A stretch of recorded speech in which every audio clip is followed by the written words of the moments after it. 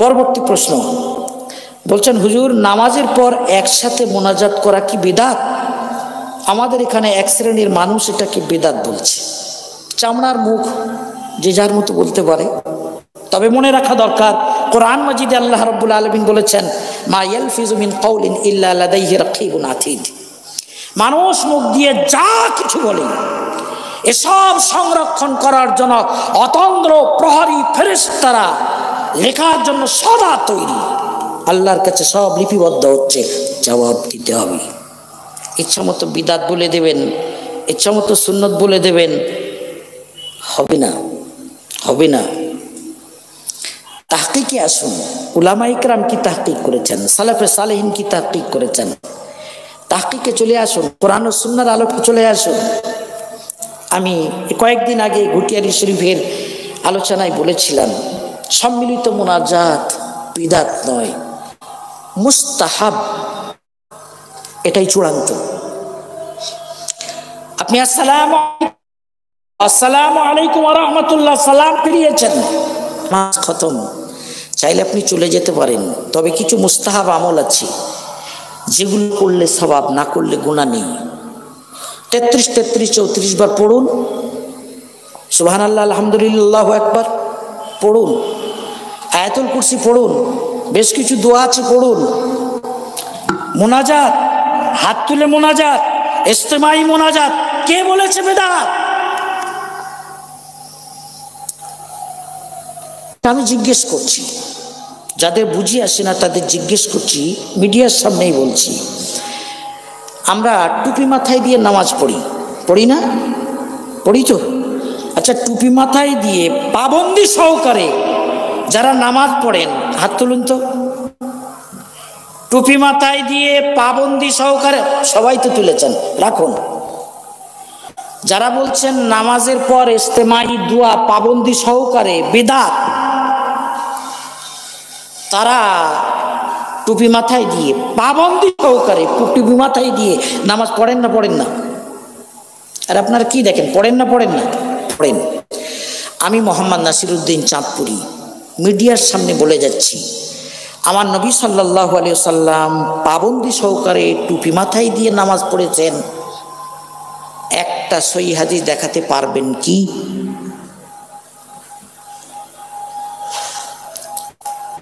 এই প্রশ্নটা আমি কখনো কোনো স্টেজে করিনি, হঠাৎ ব্রেন এলো, আপনাদেরকে বলছি, দায়িত্ব নিয়ে বলে যাচ্ছি। যারা চাটাং চাটাং করছেন নামাজের পরে সম্মিলিত মোনাজাত, তাদের প্রশ্ন, নামাজের পর মোনাজাত মানে দোয়া হাত তুলে পাবন্দি সহকারে সম্মিলিতভাবে দেখাও হাদিস। তারা চাইছে এমন একটা হাদিস যে রাসূল সাল্লাল্লাহু আলাইহি ওয়াসাল্লাম বলেছেন কিংবা করেছেন, সালাম ফেরানোর পরে সম্মিলিত মোনাজাত পাবন্দি সহকারে। তারা একটা হাদিস চাইছে। আমি ঠিক সেই রকম চাইছি, আপনারা পাবন্দি সহকারে টুপি মাথায় দিয়ে নামাজ পড়েন। আর রাসূল সাল্লাল্লাহু আলাইহি ওয়াসাল্লাম কিংবা সাহাবায়ে কেরাম পাবন্দি সহকারে টুপি মাথায় দিয়ে নামাজ পড়েছেন, এর একটা হাদিস চাইছি। পারবেন না? পারবেন না? কিয়ামতের সকাল পর্যন্ত একটা এমন হাদিস দেখাতে পারবেন না যে আমার রাসূল সাল্লাল্লাহু আলাইহি ওয়াসাল্লাম কিংবা সাহাবায়ে কেরাম পাবন্দি সহকারে টুপি মাথায় দিয়ে নামাজ পড়েছেন বা পড়তে বলেছেন। পাবেন না এমন কোন হাদিস। তবে ওটা করেন কেন? অনেক ঘুরে ফিরে আসবেন, বলবেন আসলে টুপি সম্পর্কে কোরআন এই বলছে, হাদিস এই বলছে, তাহলে বোঝা গেল এই সব এক জায়গায় জোড়াতালি দিয়ে বলবেন যে তাহলে বোঝা গেল নামাজের সময় মাথা ঢেকে রাখা, টুপি পরে রাখাটা মুস্তাহাব। এখানেই আসবেন, দেখাতে পারবেন না কোনো হাদিস যে রাসূল সাল্লাল্লাহু আলাইহি ওয়াসাল্লাম পাবন্দি সহকারে টুপি মাথায় দিয়ে নামাজ পড়েছেন, অথচ এটাই আপনাদের মুস্তাহাব আমল, সবাই করছেন। সম্মিলিত মোনাজাতের ক্ষেত্রে বলছি, সম্মিলিত মোনাজাতটা মুস্তাহাব, যদি কেউ করে সওয়াব আছে, যদি কেউ না করে গুনাহ নেই। দলিল কোরআন মাজিদে সূরাতুল ইনশিরাহ 7 ও 8 নম্বর আয়াতে আল্লাহ রাব্বুল আলামিন ফরজ নামাজ থেকে ফারিগ হয়ে দোয়ার জন্য জমে বসার নির্দেশ দিয়েছেন। ফাইদা ফারাগতা আই মিনাল মাকতুবাত। সাহাবাদের মধ্যে সবচেয়ে বেশি তাফসীর জানতেন ইবনে আব্বাস রাদিয়াল্লাহু আনহুমা। তিনি বলছেন ফাইদা ফারাগতা ফানসাব আই মিনাল মাকতুবা। হে রাসূল, আপনি যখন ফরজ নামাজ থেকে ফারিগ হবেন তখন জমে বসুন। ওয়াইলা রাব্বিকা ফারগাব, আপনার রবের দিকে মনোনিবেশ করুন দোয়া করার জন্য। বলেন সুবহানাল্লাহ। কোরআন মাজিদে ফরজ নামাজের পরে দোয়ায় মশগুল হওয়ার নির্দেশ রয়েছে, এটা অস্বীকার করার কোনো জায়গা নেই। তবে লাইনচ্যুত হয়েছে, ব্যাখ্যায় এসে বলছে কোন দোয়া। ফরজ নামাজের পরে দোয়া করতে বলেছেন, কোন দোয়া? বলেন 33, 34 বার, 12 কিছু মনকুল দোয়া আছে, ওই দোয়া। তার জবাবে আমি গুটিয়ারি শরীফেও বলেছিলাম, আপনাদেরকেও বলে যাচ্ছি। সুনানে তিরমিজির 3499 নম্বর হাদিসে আবু উমামা বাহিলি রাদিয়াল্লাহু তাআলা আনহু থেকে হাদিস বর্ণিত আছে। তিনি বলছেন, কিলা ইয়া রাসূলুল্লাহ, ও আল্লাহর হাবিব, আইয়ু দুআই আসমা, কোন দোয়া সবথেকে বেশি কবুল হয়? রাসূলুল্লাহ সাল্লাল্লাহু আলাইহি ওয়াসাল্লাম বললেন, জাওফুল লাইলিল আখির ওয়া দুবুরাস সালাওয়াতিল মাকতুবাত। ওই শেষ রাতে তাহাজ্জুদের সময় যে দোয়াটা করা হয় আর ফরজ নামাজ সমূহের পরে যে দোয়াটা কবুল হয়, যে দোয়াটা করা হয়, এই দুটো দোয়া আল্লাহর কাছে সবথেকে বেশি কবুল হয়। বলেন সুবহানাল্লাহ। তাহলে তাহাজ্জুদ নামাজে শেষ রাতে যে দোয়া হয় আর ফরজ নামাজের পরে যে দোয়া হয়, 33, 34 বার তাহাজ্জুদ নামাজে আমরা না পড়েন তো তাহাজ্জুদ নামাজে কিসের দোয়া? সহিহ বুখারী তাহাজ্জুদ অধ্যায় খুলে দেখো, বিশেষ করে 3টি দোয়ার কথা বলা আছে। আল্লাহ, আমি গুনাহগার, আমাকে ক্ষমা করো, ইস্তেগফার করার কথা আছে। আল্লাহ, আমি বড় অভাবী, আমাকে রিজিক দান করো, রিজিকের জন্য দোয়া করার কথা বলা আছে। ওগো আল্লাহ, আমি অসুস্থ, আমাকে শিফা দান করো, রোগ থেকে শিফা, আল্লাহর কাছে অন্ন চাওয়া, রুজি চাওয়া, আর তওবা ইস্তেগফার। আরো দোয়া করতে পারেন, বিশেষ করে এই দোয়াগুলোর কথা বলা আছে। চাও বান্দা, রুজি চাও, ক্ষমা চাও, শিফা চাও, কি চাইতে হবে? দরজা খোলা। তো যেমন ওই শেষ রাতে তাহাজ্জুদের পরের যে দোয়া, এই দোয়া যেমন কবুল হয়, বললেন ফরজ নামাজ সমূহের পর মুহূর্তটা দোয়া কবুলিয়াতের সময়। 33, 34 বার তাসবিহ তাহমিদ তাকবীর পড়ছেন, দোয়া বলে চালিয়ে দিয়ে পালাতে বাঁচেন না। একজন আমাকে বললেন, হুজুর চ্যালেঞ্জ থাকলো, নবী সাল্লাল্লাহু আলাইহি ওয়াসাল্লাম কোনোদিন সালাম ফিরিয়ে হাত তুলে মোনাজাত করেছেন, হাদিস দেখাতে পারবেন? তখন আমার এই হানাফি কেল্লা লেখা হয়নি। আমি দেখলাম যে এত বড় চ্যালেঞ্জ, নবীজি আমার নামাজে সালাম ফিরিয়ে হাত তুলে কিবলামুখী হয়ে দোয়া করছেন, একটা হাদিস চাইছে। তো আমি আমার হানাফি কেল্লায় লিখেছি, তাফসিরে ইবনে আবি হাতিমে 5872 নম্বর হাদিস। যারা হাদিস নম্বরটি খুঁজে পাবেন না, দেখবেন সূরাতুন নিসা 97 নম্বর আয়াতের ব্যাখ্যায় লেখা আছে।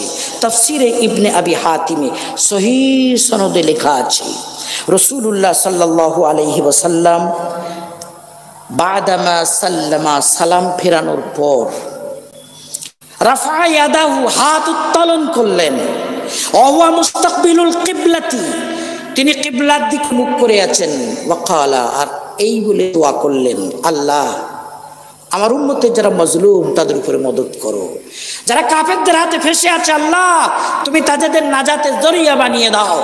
রাসূল সাল্লাল্লাহু আলাইহি ওয়াসাল্লাম নাম ধরে ধরে দোয়া করেছিলেন। তাফসিরে ইবনে আবি হাতিম সূরাতুন নিসা 97 নম্বর আয়াতের তাফসিরে হাদিসটি লেখা আছে। সূরাতুন নিসার তাফসির যদি খুঁজে না পান, হাদিস সিরিয়াল নম্বর দিয়ে খুঁজবেন, তাফসিরে ইবনে আবি হাতিম 5872 নম্বর হাদিস। নবী সাল্লাল্লাহু আলাইহি ওয়াসাল্লাম সালাম ফেরানোর পরে হাত তুলে মোনাজাত করেছেন কিবলার দিকে ফিরিয়ে। বলছে হুজুর তা নাই হলো, এই যে সব একসঙ্গে মিলে আমিন আমিন করে, হাতির সব বেরিয়ে গেছে, লেজটা বেঁধে গেছে, এই একসঙ্গে করার সম্মিলিত করতে কি এলো? তার জন্য আমরা আমাদের হানাফি কেল্লা কিতাবে লিখেছি মুস্তাদরাক হাকিম শরীফে 5478 নম্বর হাদিস, সহিহ সনদ ইমাম মুসলিম লিখেছেন, ইমাম হাকিম লিখেছেন আলা শর্তি মুসলিম, হাদিস ইমাম মুসলিমের শর্ত মাফিক সহিহ। সাল্লাল্লাহু আলাইহি সাল্লাম বলছেন মাস্তামা কওমুন মুসলিমুন ইয়াদউ বাযুহুম ওয়া ইউমিনু বাযুহুম ইল্লা ইস্তাজাবাল্লাহু দুআহুম, যদি কোনো জামাত একত্রিত হয়ে দোয়া করে তাদের একজন বলে বাকিরা আমিন আমিন করে, ওই দোয়া আমার আল্লাহর কাছে অবশ্যই কবুল হয়ে যায়। ইমাম মুসলিম বলছেন হাজা হাদিসুন আলা শর্তি মুসলিম, এটা ইমাম মুসলিমের শর্ত মাফিক সহিহ হাদিস। তাহলে আল্লাহ রাব্বুল আলামিন কোরআন মাজিদে ফরজ নামাজের পর দোয়া করতে বলছেন। রাসূল সাল্লাল্লাহু আলাইহি সাল্লাম বলছেন ফরজ নামাজে সালাম ফেরানোর পর মুহূর্ত দোয়া কবুল হওয়ার সময় স্বয়ং রাসূলুল্লাহ সাল্লাল্লাহু আলাইহি ওয়াসাল্লামের আমল বর্ণিত, তিনি সালাম ফিরিয়ে কিবলামুখী হয়ে হাত তুলে মোনাজাত করছেন আর বললেন যদি কোনো কওম কোনো জামাত ইস্তেমাইভাবে দোয়া করে তাহলে আল্লাহ অবশ্যই তাদের দোয়া কবুল করে নেন। কোরআন এবং হাদিসের এত কিছু বয়ান থাকা সত্ত্বেও এটাকে বিদআত বলে ফতোয়া দেওয়া ধৃষ্টতা নয় তো কি? আসলে তারা চাইছে নবী সাল্লাল্লাহু আলাইহি ওয়াসাল্লাম 5 ওয়াক্ত নামাজে আসসালামু আলাইকুম ওয়া রাহমাতুল্লাহ আসসালামু আলাইকুম ওয়া রাহমাতুল্লাহর পর সব সাহাবাদের নিয়ে পাবন্দি সহকারে ইস্তেমাই দোয়া করেছেন, এইরকম একটা হাদিস দেখাও। এই জন্যই আমি বললাম যদি আমাদের এই দলিলগুলো বুঝে না আসে তাহলে নবী সাল্লাল্লাহু আলাইহি ওয়াসাল্লাম টুপি মাথায় দিয়ে 5 ওয়াক্ত নামাজ পাবন্দি সহকারে পড়তেন, এর একটা হাদিস দেখাও। আছে বুঝতে হয়, কোরআন কিছুটা পথে গিয়ে নিয়ে গেল, হাদিস তার ব্যাখ্যা দিল, রাসূল সাল্লাল্লাহু আলাইহি সাল্লামের আমল এলো, কোরআন এবং হাদিস সামনে রেখে যে জিনিসটা প্রমাণিত হচ্ছে সেটাকে বিদআত বলা মূর্খামি নয় তো কি? যদি বুঝে না আসে তাহলে এটা জিজ্ঞেস করবেন যে চাঁদপুরি বলে গেছেন পাবন্দি সহকারে টুপি মাথায় দিয়ে 5 ওয়াক্ত নামাজ পড়ার একটা হাদিস চাইছি, দেখি কোথায় ঘুরে ঘুরে আসেন। পারবেন না, অনেক দূর ঘুরবেন, মঙ্গল গ্রহ ঘুরে আসতে হবে, তারপরে ও আমলটাকে মুস্তাহাব বলে প্রমাণ করতে পারবেন। আমরা সম্মিলিত মোনাজাতকে যেমন প্রমাণ করেছি এভাবে পারবেন না, অনেক দূর ঘুরে আসতে হবে, অন্তত মঙ্গল গ্রহ ঘুরে আসতে হবে।